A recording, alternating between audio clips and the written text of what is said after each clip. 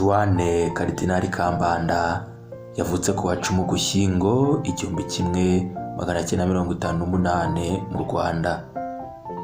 Kubera ivangura rishingiye ku moko, umuryango we wimukiye mu gihugu cy'u Burundi baza kwerekeza no mu Uganda, aho yize amashuri abanza, hanyuma yimukira muri Kenya ari naho yize amashuri yisumbuye.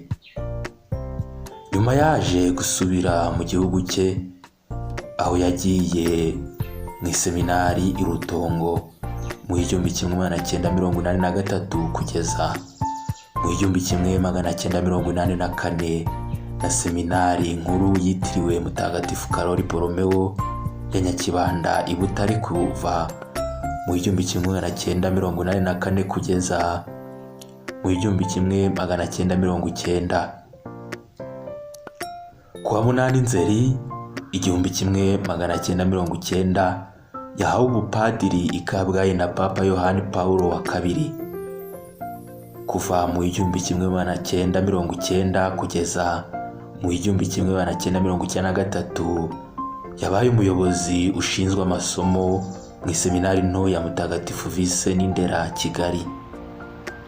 Nyuma yerekeje mu ishuri rya Alphonsian Academy i Roma kuva mu 1993 kugeza mu 1999, aho yahakuye impamyabumenyi y'ikirenga muri teolojiya.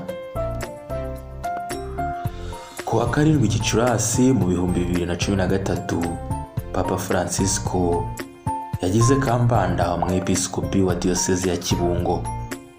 Ku wa 19 Ugushyingo 2018 Papa Francisco yamugize Arkiyeskopi wa Kigali.